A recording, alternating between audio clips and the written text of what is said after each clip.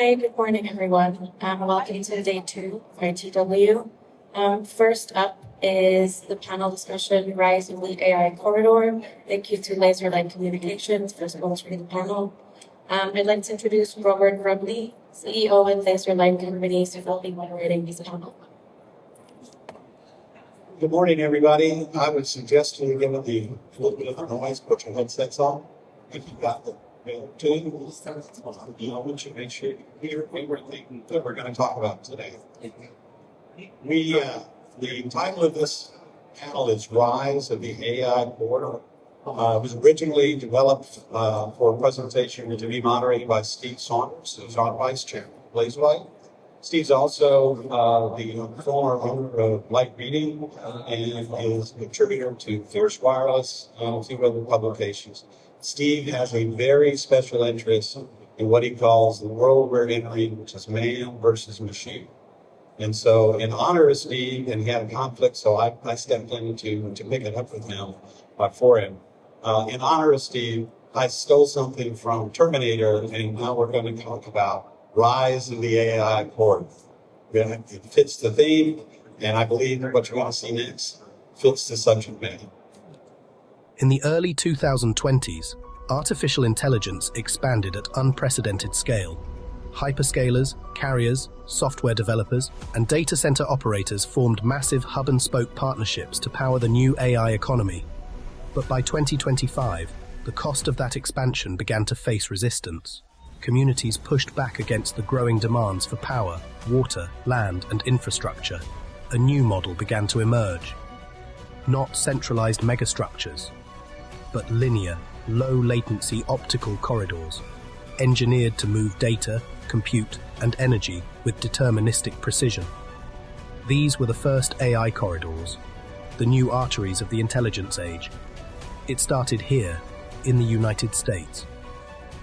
In 2025, Project Einstein was conceived as a response to AI-centric hubs, favoring linear, modular infrastructure designed to better serve high-bandwidth, latency-sensitive communities.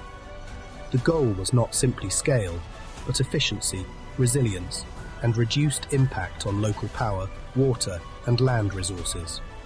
Dark fiber, modular data pods, and corridor-grade routing converged into a single engineered system, transforming universities into virtual network operators and states into gateways for national AI infrastructure. Along these corridors, compute moved closer to the edge. Modular data centers delivered real-time inference for connected vehicles. High-bandwidth slices powered streaming, gaming, and telepresence. And ultra-low latency links enabled robotic surgeries and scientific imaging. The architecture was simple. Optical transport below, modular data and power above, all engineered for speed, efficiency, and reliability.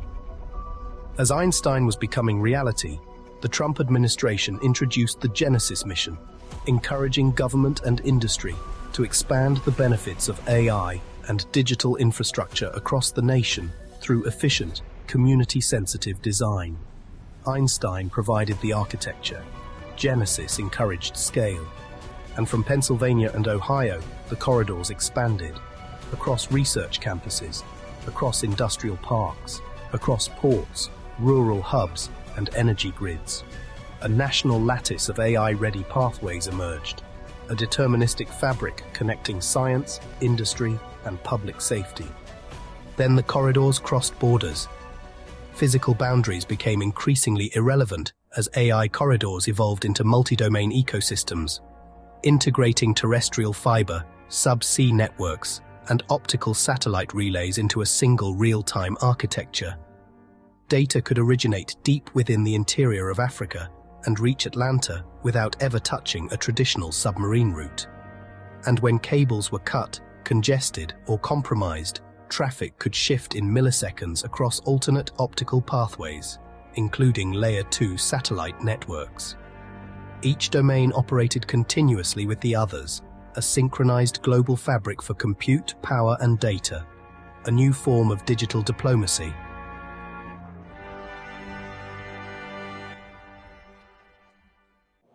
For a moment, we're going to talk about the present. That would be Project Einstein, that would be Genesis, and would also be the application both in the legal and the social consequences of both. I'd like 3 speakers to come up. I would like Greg Zapala to come up, please, to talk about Project Einstein. Greg's background is he's a partner in Marble Arts Partners, which is our parent company. He's an investor in LaserLight. He also, for this conference, happens to be the CEO of the modular data center company we have, which is Far Edge Solutions. I would like to come up, Jared. And the There's 2 over there. Department of Energy is represented here and its specifics about Project Genesis. And I think we're really lucky to have someone who's not only the AI director inside DOE, but DOE by President Trump was given the lead on AI. In addition to that, he has other background, which he's not going to talk about today, which happens to be nuclear security. And David Wield is of Wield & Co. David Wield is not only just a financial advisor, runs his own shop, but he also has a very strong and long reputation on dealing with what would be the financial consequences of investment, and particularly in new technology investment, and more particularly in pharma and healthcare. I will say in summary, Greg is talking about the infrastructure. Jared's talking about essentially the application for government solutions and also the importance to the nation. And David's going to tell us how we should do this, and so we don't basically create problems for ourselves in the future. Gentlemen, if you have a seat.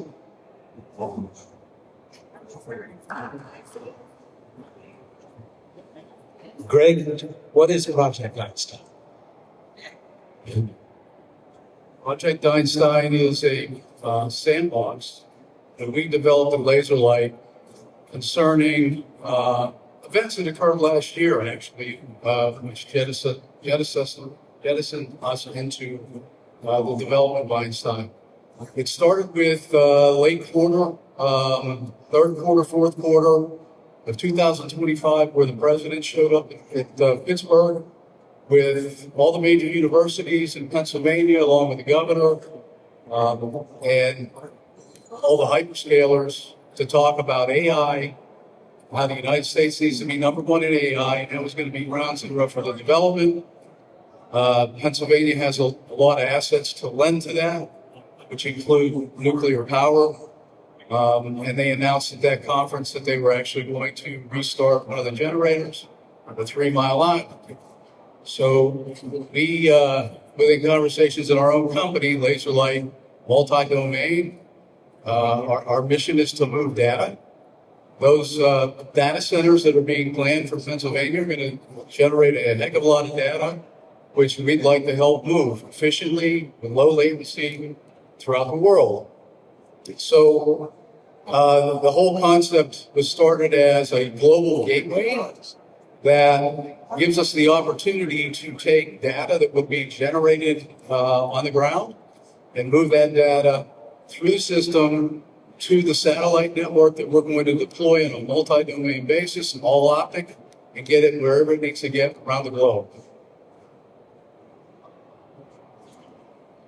Right, you're suggesting an architecture that is unique, because right now data is basically distributed through a hub and spokes type structure.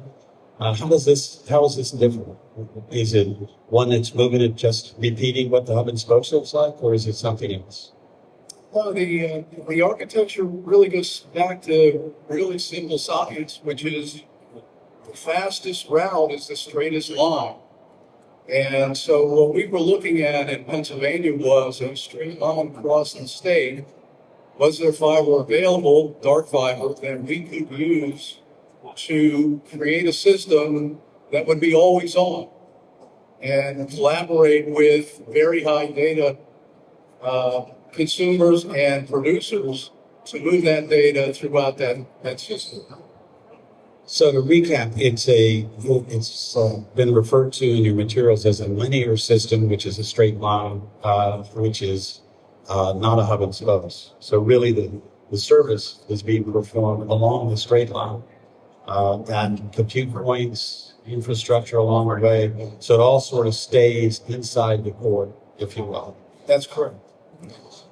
Now, in comparison to the Genesis mission, Jason, how you're dealing with the federal labs. Well, the federal labs, Greg is describing things that would be impacted by, say, research labs, private labs. But you have the responsibility for the federal labs.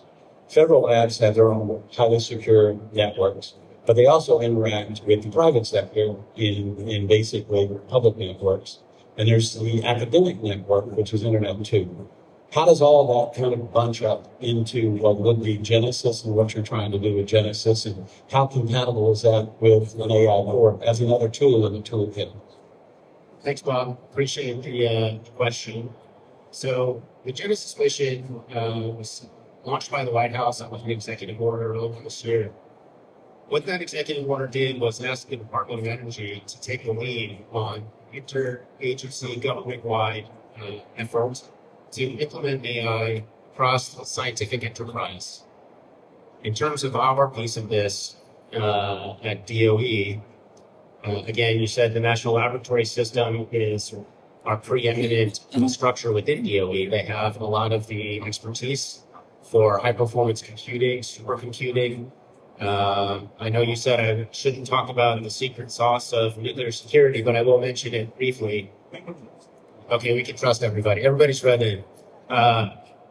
We have our national security laboratories, Los Alamos, Livermore, Sandia National Laboratory in New Mexico, as well as other production facilities and other sites that contribute to the nation's nuclear deterrent. So as you might imagine, the transfer of data is incredibly important for managing both scientific experimentation and innovation, as well as our national defense. It's kind of a bonus question here. How much of the labs dependent on external computing versus in-house computing? So their NVIDIA chips are sitting somewhere else, or are they at the labs? That's a very good question, and you would assume that they would need strictly on-premises computing. That's not the case. We do also work with major cloud compute companies, AWS, for example, we've had a relationship with, to work on doing some classified cloud computing, not only open cloud computing, but classified. So this is at the secret level, top secret level, and above, where we can share our data, put it in a central location, and pull down to the different national laboratories that require that data to process their experiments and their mission. Well, the last question is on this. We all know that gamers and Netflix are latency sensitive. How latency sensitive are the labs? The labs are absolutely latency sensitive. Obviously, in terms of interacting with their own facilities across the laboratory establishment, there's a constant need to capture data through sensor systems, through understanding, how we're gonna model what algorithms are going to be used to process that data. And so the latencies are really important to try to keep at the lowest possible level. In the past, we've had, of course, 70, 80 years worth of slide rule, hand-drawn materials. We're trying to get all of that digitized, put it into a formal data structure that can be shared across the national laboratory system. And, that's not to mention the current experimentation, where we're trying to pull information directly off of our experimental machines, our production line machines, and other key testing equipment, et cetera, to make that work for us. So summarizing these first two comments, we have infrastructure, proximity to the user is important. The second is that computing proximity to the user is important. So we have infrastructure and we have latency. So now, David, in your experience, and I don't want to short shrift this thing, because having a financial advisor on a panel, I think everyone assumes is going to talk about how to finance this. That's not what he's here to do. We want him to talk about his experience, which has been extensive in healthcare, pharmaceutical ventures, but he also has a public policy background. So on the public policy background, on the impact, and as our moral conscience, because I gave that to you today, how is this looking? How is this developing? Not only are these corridors, but forget the corridors for a minute. How's it developing? Just how do you see it developing from a standpoint of acceptance, adoption, reaction, and consequence? I think we're going to have a switch gears like we're in inflationary period. There's and so we're going to end up with regionalized areas that are haves and we're going to end up with regionalized economic development areas where they have these AI corridors. They can attract the people, the scientists, the research people, folks, the doctors. AI right now is permeating every industry. It is way beyond, in terms of potential impact, what the Industrial Revolution is, because it actually touches everything. I mean, you look at mining right now and resonance imaging and all the big data that people are bringing in, the ability to discover things is really the big data issue question. And this is rare earth minerals, all of that stuff that's important to us strategically. But in life sciences, which is something, I was a molecular geneticist that went to Wall Street. And, back in the day, before Wall Street was industry focused, that meant that everybody dumped every technology deal on my head. So I actually worked on the NVIDIA IPO with Jensen Huang. I go all the way back and take myself and all sorts of interesting, sort of hard tech kinds of things, not just squishy science. Lab stuff. But right now, we're going into an age, as a strategic issue, we have 17.2% of our GDP is invested in healthcare, and it's growing at twice the rate of inflation. And so the outcomes, the quality, the availability are all going to be impacted by life sciences, combinatorics, what they call computational life sciences, and the omics, which are the studies in molecules in vivo, and that includes genomics. It includes transcriptomics, proteomics. Just to give you a couple of sense, the NIH estimates that there are 1 billion individual mutations in human genomes that have been characterized already. And so if you start to look at the permutations and how complicated each one of us are, we're going to go to an age where each of us has our genotype completely characterized. Going back 23 years ago, it cost $2.3 billion to fully articulate the first human genome. That was a Human Genome Project. Today, it's under $1,000. Okay, and it's going lower. Just this is the whole semiconductor sort of cost curve that we're going through, and so the amount of things that you're going to be able to do with compute, low latency, are absolutely staggering. We're going to get to humanoid robotics and the ability to human form robotics. All this stuff is going to trickle through the economy, and so if you do not have these capabilities, you are not going to attract the talent. These AI workers, as a consequence, you're going to be looking at old jobs and depressed economic development. You will become if you will, a handicapped region. And so for that reason, I think the race is on right now to basically wire up, optical fiber up, and start to develop capacity there. Also, so people can do remote collaboration, multiple points of presence, so that they can have some lifestyle, but at the same time, have a quality experience in terms of moving around and computationally working with massive amounts of data. On the computational side, yesterday you showed me just one university's application of computing. And I'm not going to put you on a point here about having to say each one of them, but it was significant. They put computing in front of biology, physics, computer science. Everything was computing. Was it really, it's really that deep and wide? I mean, if you think about it, if you're a research scientist, an academic, right? And what's the new toolkit? It's big data. And so if you want to be on the forefront of publishing and getting tenure, this is an area where some of the greatest discoveries are going to occur. I mean, it's mathematically, we all know from college courses or what combinatorics and factorials, that's permutations. And when you look at the human system, this is the thing people don't understand. There's typically over 20 different three-dimensional forms of every protein in the human body, and there are 20,000 to 25,000 genes that code for individual proteins. So just do the math on that for a second. That's just one piece of your body, and the amount of complexity that you can infer from that, and so what you're going to finally have the ability to kind of characterize, and we're going to go to a place where FDA trials will no longer be done in vivo the way they are currently. They're going to simulate these things in compute. They'll probably do a better job of then figuring out exactly which patients a particular drug might work for example. There's something that in the FDA they talk about, which is N+1, which is this idea of taking a unique genetic aberration and to cure it through gene insertion or other forms of science for a patient population of one.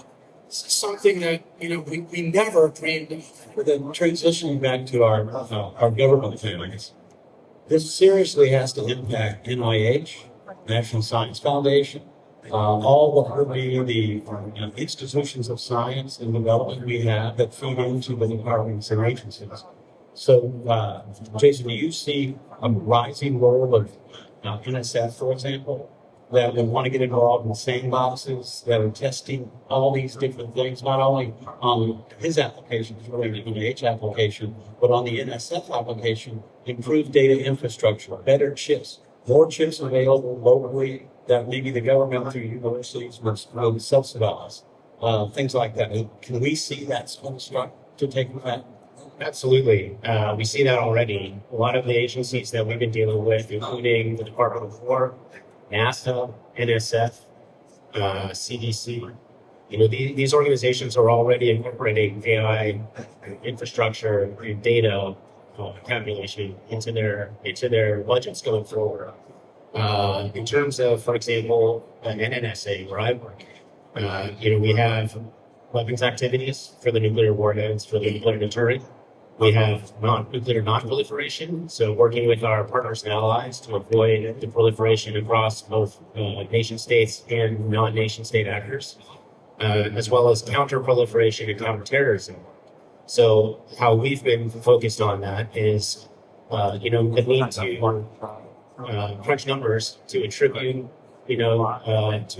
data to potential state actor in the case of improvised radiological device, for example, that would go off. We do nuclear forensics, and we can't do that quickly as a human being sitting at a table, crunching numbers.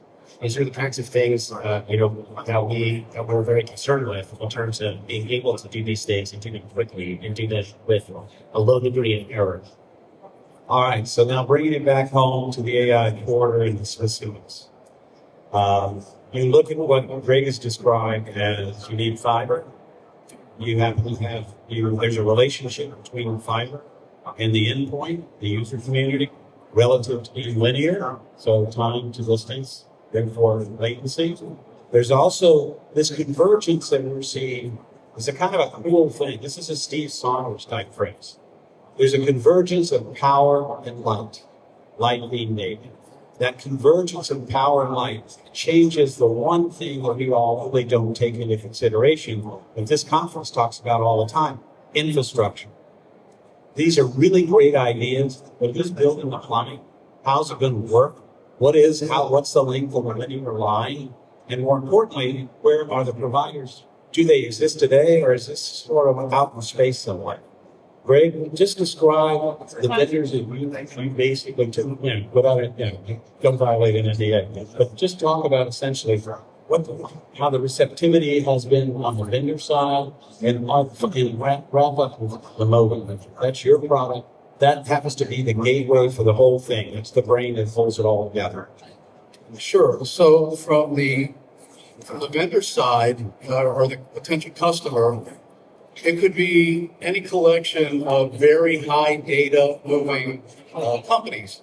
In this case, what we focused on initially are universities.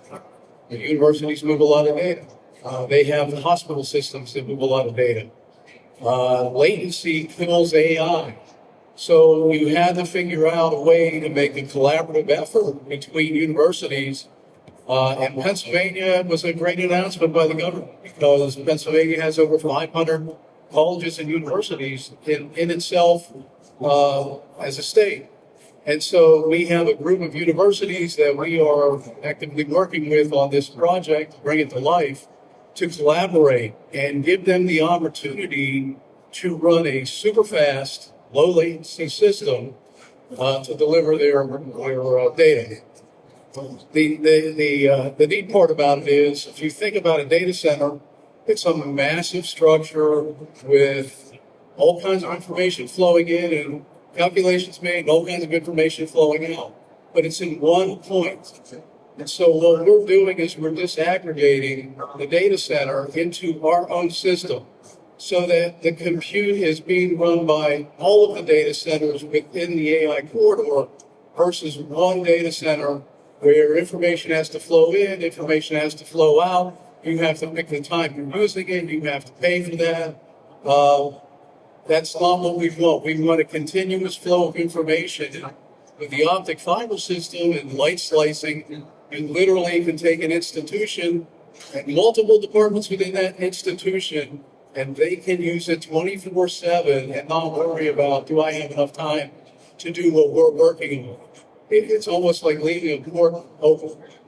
So what we wanted to do is design a modular piece of equipment that serves as a pivot point and doesn't fight with the other equipment, but actually they work amongst each other through the software that we've created to move that data.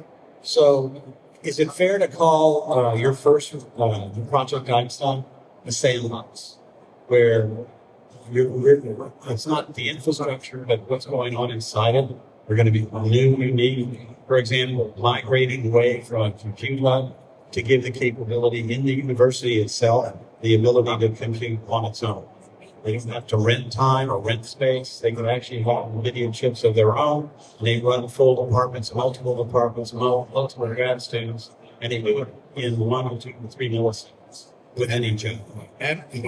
Absolutely correct. And if the capital markets hold and the world smiles on you, what do you think you'll be able to light this up? I believe it can be lit up in 8 months. We have all the necessary fiber under agreement. There are no routes we have to build. Everything is dark, and that gives us an excellent opportunity to be able to move the amount of information we're talking about. Are you going to impact the electric bill of a local guy in Pittsburgh? No. Are you going to require special permitting other than land permits to basically lay a cement slab? No special permits. No special permits. Okay. I would say at this point, the last part of this is in 30 seconds. Realistic, feasible, or not? Realistic, feasible, or not? Absolutely realistic. That's a banker question he would ask you. So, yeah. Jason, could we see some budgets so that the university can get their own chips? Good question. We have a consortium of academia, private sector, and government agencies working together to try to make that happen. Let us join that. I'd like to get closer to it. Welcome. We'll be in contact for them. All right. David, it's not too soon, I think, to start bringing in the downstream users to this application. I know that you know a lot of them, but you would see that we approach something like some of the folks you happen to know. They would want to play in the sandbox, not invest in it, but see how it works, test it, trial it, and see if they wanted to adopt it in their own AI corridor. Well, yeah, I think as you know, I've been living in Nashville, Tennessee, and they just, attended the National Security Summit. And former four-star general retired, but Paul Alcasoni is running the Vanderbilt Institute for National Security. They have an amazing investment. As I was showing you all the docs and research scientists doing various forms of computational development, computational biology. We have national laboratories. We have all sorts of things. So, you got to do this. I mean, it's a no-brainer if you want to be able to attract and sustain. Is it overstated to say it's the future? It's a must-have for people that don't want to become irrelevant, for areas of the country from an economic development standpoint. And that's a nice segue. But by the way, Yes. one thing that qualifies me, we didn't mention, is that I got the Jobs Act done, which actually was the first capital markets reform, capital access legislation to support economic development since the Investment Company Act of 1940. When it went into effect, it was 72 years. Okay, so that actually is credited with having funded Moderna's messenger RNA technology that led to the COVID vaccine that saved 2 million lives, among other things. So, this stuff is absolutely near and dear to my heart. Well, then let's go lobby for it. Absolutely. All right, we have a segue here. This segue is the future, right? What I'd like you all to do is take a seat back in the audience because we have something else we want to show you. Put your microphones on.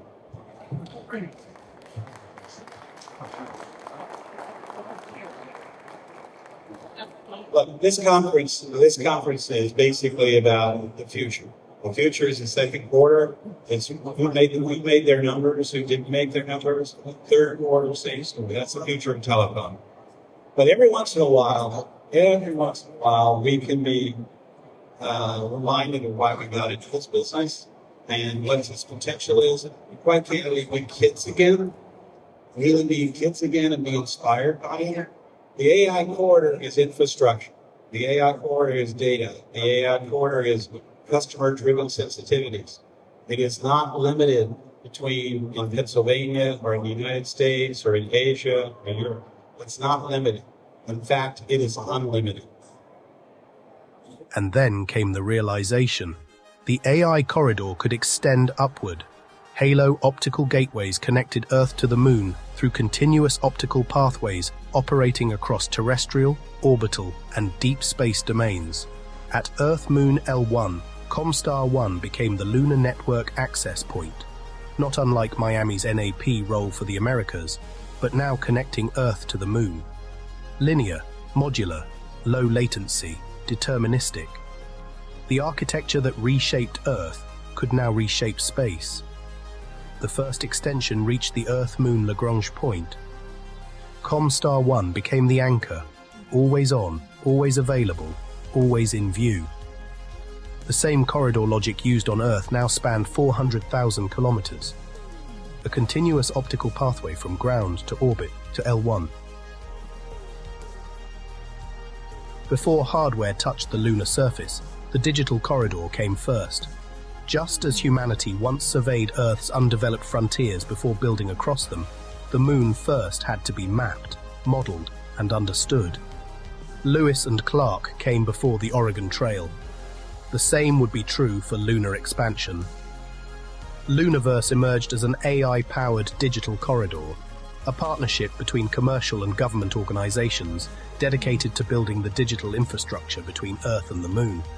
A persistent simulation where lunar systems could be designed, validated, governed, and financed before physical deployment began. Then came the surface nodes, modular power stations, robotic depots, ISRU sites, data pods, each one built with the same principles as their Earth-based counterparts. Modular, efficient corridor grade. Only now, they operated in 1/6 gravity.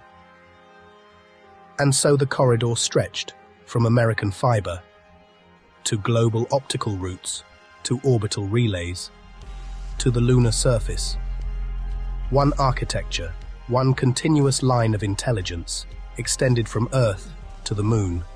Just as the Oregon Trail opened a continent, this new corridor opens the Earth-Moon system, a pathway for science, commerce, logistics, and discovery. A trail not carved through wilderness, but through light. A trail built not by reinventing infrastructure, but by extending it.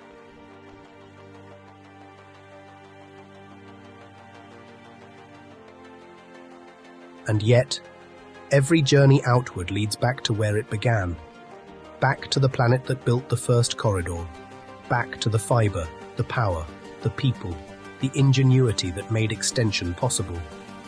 The Earth is not just the starting point, it is the anchor, the source, the wellspring of every corridor we will ever build.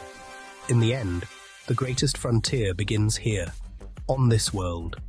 With the corridors we build, the systems we extend, and the imagination that carries them farther than we ever thought possible, the intelligence age begins on Earth, and from here, it extends to the stars. And now I'd like to invite Dennis Gall from the Aerospace Corporation up. Dennis's responsibility there is basically as an executive director dealing with what will be, in my experience with it, has been in early stage development of, in this case, off-planet infrastructure, off-planet services. He's building aerospace in a consortium with private companies is building a thing called Luniverse. You just saw a little bit about Luniverse here. What I'm going to do now with Dennis is sit down and have a conversation in front of you all about what is this about? Is it about infrastructure? Is it about latency? Is it about modular? Is it about robotic? It's all those things. And when can we expect to see it? Have a seat. Thank you, Bob. Appreciate the opportunity to converse with a different audience. Actually, we're in the middle of the sun, ITW, so all the space nodes are up in DC. In terms of the universe and its space and its relevance, all of those themes that you heard from the previous three speakers are directly applicable to the space domain today. We're doing exactly what they described and starting to do it in space. Space, as you know, if you go to the Department of Homeland Security, after 9/11, we designated all of our infrastructure as the 16 critical verticals. Space is sort of the unnamed 17th because space touches all 16 of those verticals today. So as you saw in the video, we're actually building a digital world that brings together. So the Luniverse pictures you saw here, that's actually happening right now. So we're taking what the video reference, right? We're taking the industrial metaphors and other verticals that already adopted, and now we're applying it into space. So the community that attends this conference, you're saying that they actually have a role to play even that far out now? Absolutely. We're still looking at low latency, high bandwidth, compute. All of that is necessary. We're just doing it in a different place.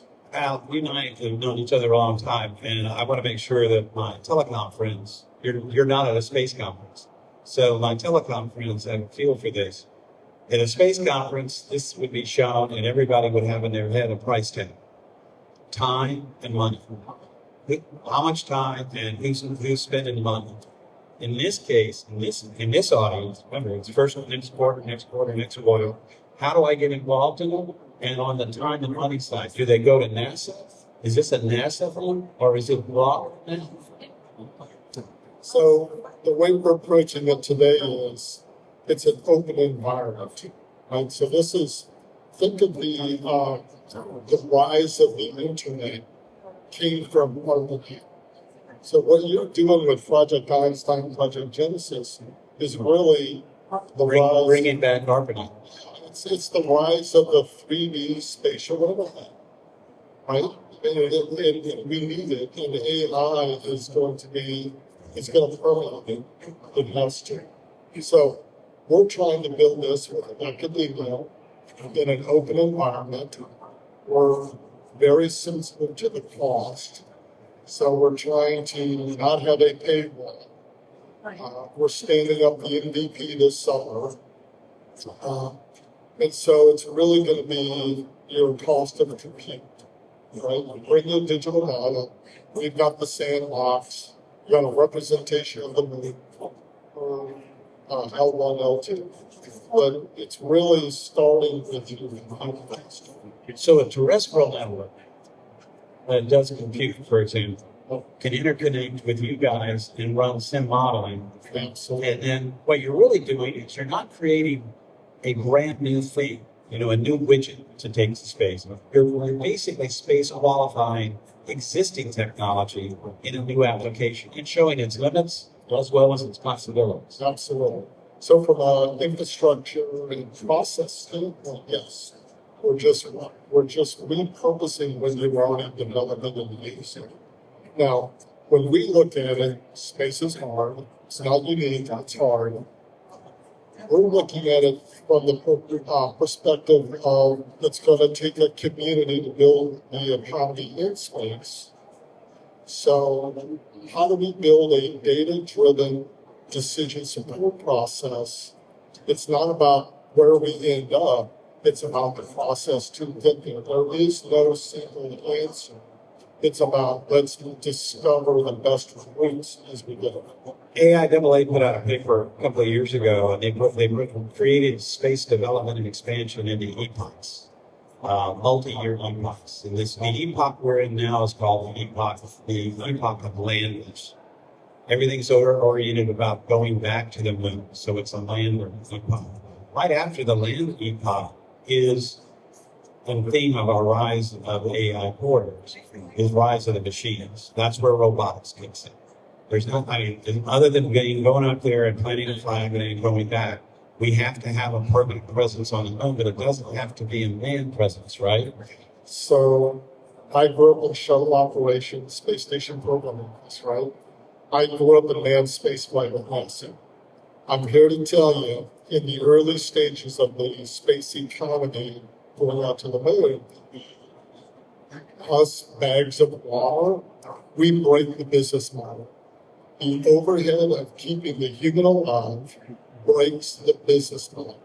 Early on, it's going to be AI, robotics. It has to, because otherwise it is not financially viable. So on that point, if you're a university and you have a robotic department and you want to be involved in your program, both in sim modeling as well as teaching your grad students, etc., your robotic department could in fact become affiliated with and join Universe. But your robotic department, because I got to pay the bills here, would be essentially put together by Greg and his modular data center, which is doing high-speed compute right there at the university level. But now you've tied the MODI, which is a pod, into what would be the robotic part of the university, which is an activity which is tied up to robotic activity on the moon, which ultimately will be a pod. Is anything of that is spacey and not exist now, or is it pretty much commercial off the shelf? Today it does not exist.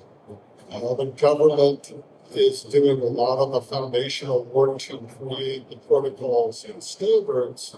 But as you have listened through the press reports, all the government agencies have a commercial first policy. So commercial is going to do it, right? They're just trying to figure out what's the contract and when things are liable to pay. That's fine. I believe that you're going to see in the next 2 to 3 years the build out of this corridor to the moon, where it brings low latency, high bandwidth data movement, compute, AI.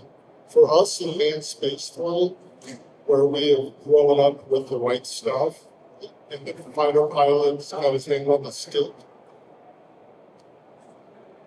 that's great legacy. But going forward, it's going to be driven by AI because the latency, as we go deeper into space, the latency back to Earth is too great. It's what we call Earth independent operations. So we've got to be able to bring the data movement, the compute, and the AI as a self-contained unit out into space, into that local theater of operations. Now, we'll still ship data back to Earth, but it may be a data product as opposed to raw data. And the future for this is no longer being dependent on Earth. Your consumer is in space. It's another sensor, another robotic system. They're all talking to each other. And Dennis and I were talking about this morning, about the complexity of that. I said, is it any more complex than an optical orchestration system between towers and cars and compute? We're all moving things along. They all have to be fast. They all have to be low latency. And they all have to be here on Earth. And you just take that software, that orchestration software, and then teach it, let it grow. And there I'll end on that because that's how I think Terminator 3 ended. So what I'd like is that my speakers can come back up. And we're going to take 10 minutes of Q&A from the audience.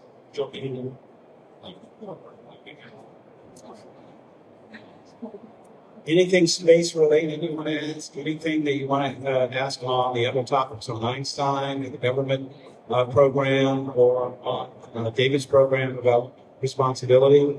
I understand that there are good questions up here.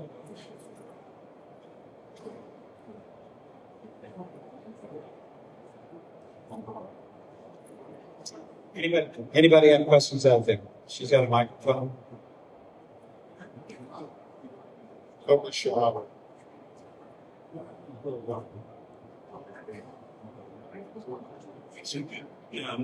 The notion is that an AI corridor on land can be built in as little as 8 months. But to the moon, you think within 3 years. I mean, that seems like it's a huge jump. Is there that much capability? Is that commercially ready now? It is absolutely possible. The thing that is a game changer is that the cost to move mass from the Earth to space is coming down by orders of magnitude. We watch SpaceX Starship launch. That is a game changer. Because what that allows you to do, it allows you to disaggregate those chips and racks that are sitting in the data centers today out of Ashburn, Virginia. I can now put them in a heavier, shielded environment. So I can take commercial products. I don't have to rent home anymore, which is extremely expensive. I can take commercial products off the shelf and I can put the additional mass to shield it and I can launch it. It's a game changer because now I don't have to harden for the radiation environment in space. It's a totally different game. The transport cost is so low now that it's feasible to take off the shelf and go deeper. Speed, it's about speed. David, you made a good point a little while ago about the Jobs Act. The provisions in the Jobs Act not only talk about current employment, but also education and opportunity to basically migrate in other fields and move to other fields. Do you see a link between the Jobs Act and centralizing what would be at a university this kind of corridor activity? Or does the Jobs Act need to be updated? Well, I think we got very close in the first Trump administration to what was called the Jobs Investment Confidence Act of 2018, which would have created a venture exchange. The significance of that is the gestation period for IPOs now is going to be 13 to 16 years, and it used to be 3 to 6 years. So I think that would turbocharge the economy, but also help the U.S. Treasury because you give people like carrots in an exit earlier, to get into the market. It creates tax events. We estimate it to be an extra $150 to $200 billion a year to the U.S. Treasury, and you take up the number of IPOs 10x. I mean, what we're trying to do is to give people the tool to them. And when we're going through an AI job displacement in this country, we throw people out of work. The two things that we really need to do a great job on are reskilling people, which I think we're probably a little bit asleep at the switch in there. But also, when people get thrown out of work historically, they don't have a job. They get forced into entrepreneurship. It's just frankly a good thing. But if we can't give them equity capital to get those businesses started, then they're going to be less successful at basically shoving up the displacement in the economy. And so our resilience will decline. All this stuff's going to gravitate to these AI corridors, though, because that's where the innovation, the new jobs, the reinvention of the economy is going to occur. You just reminded me of years and years ago, I was in the Reagan administration, And we were working on programs of retraining steelworkers through the Department of Labor. That worker retraining program was to basically take somebody who's probably 55 years old and to give them a new job. It did not work. What we have now is something similar. We have a legacy industry that is being displaced by AI. And they're just like the steelworkers. They're going to have to find their way, one way or the other. I would agree with you. The government has a role and responsibility here, and I think that's where Department of Energy, Commerce Department, Labor Department, all are forming a coalition anyway, because they see this particular president was worried about worker displacement. But his announcement was made about AI and hyperscalers and large data centers. They had a caveat: don't impact the ratepayers if you can avoid it. That had a slowdown effect on the hyperscalers and the permitting activity. But there's another part of that which is going to finish.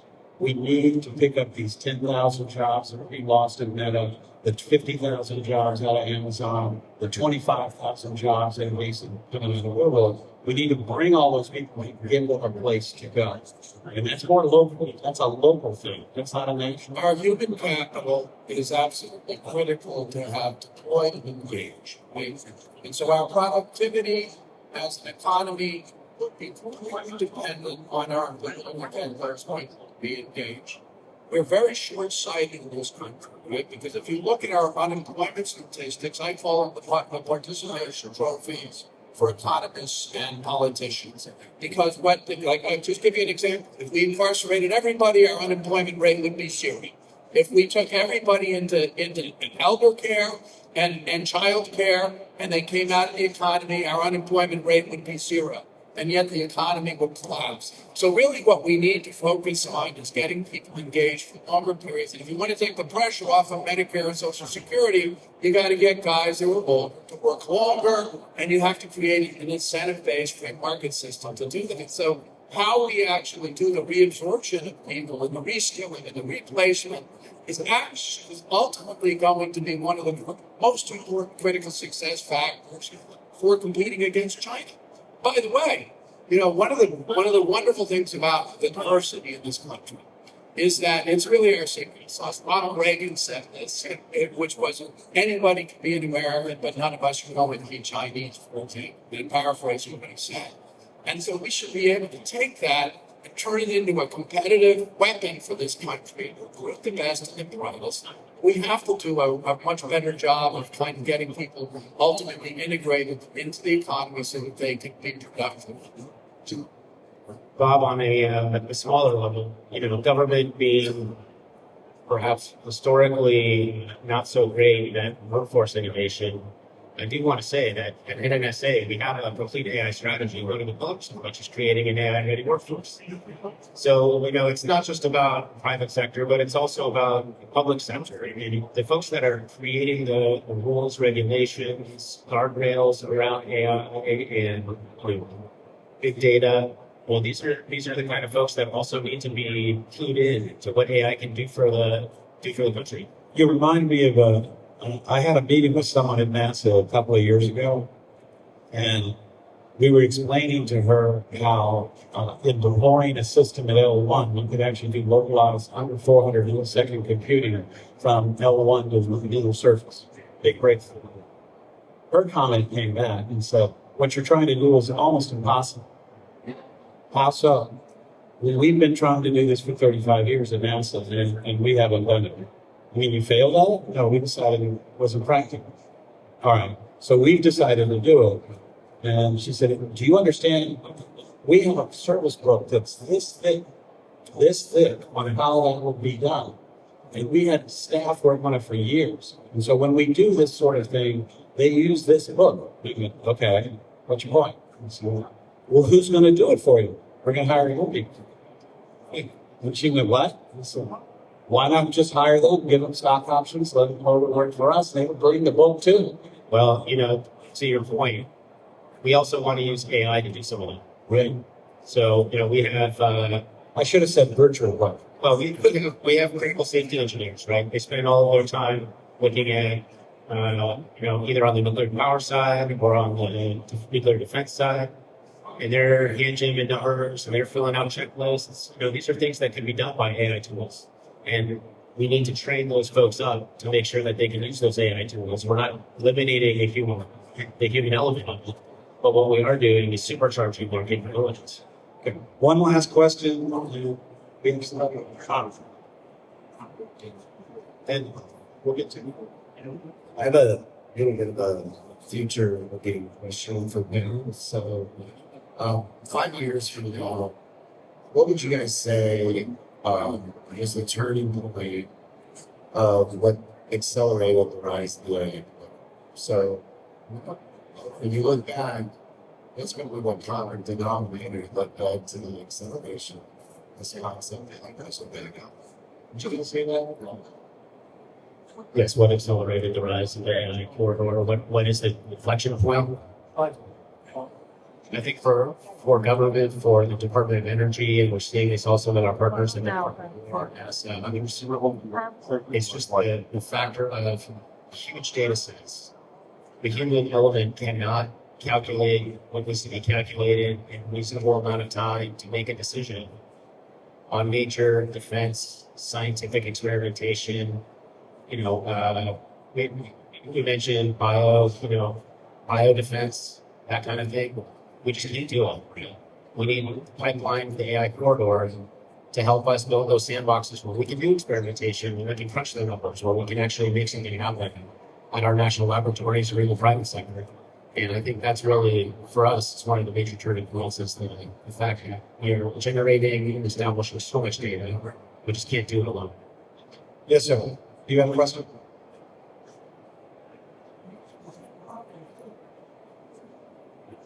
My name is JK from South Korea. And South Korea is home to two semiconductor, like Samsung or SK. So I'm a fund manager at the venture capitalist to receive their company. I have a graduate as a capital to Dennis. So I guess you guys have been rather effort to make the product solid in terms of its model. So could you share the challenging point to make your business model more solid? Or one in the business model, more profit and brand, more efficiency. So I'd like to ask you the key point or challenging point when it comes to making your business model more solid. Key turning point of making the business model more solid for Luniverse. Luniverse, as you know, is a developmental project. And what it's intended to do is spin off as it develops. So Luniverse is basically how do we go from innovation to commercialization at the speed of commercial. It sits on top of the digital engineering environment. It uses all the infrastructure that we talked about today. But the whole purpose of it is an innovation accelerator. How do we tap academia, government labs, commercial entities, and how do we bring them into a collaborative environment that is not only engineering physics-based, but has an economic or business component to it? That is the actual dashboard. Those are the metrics of success, is your ability to commercialize and go at speed.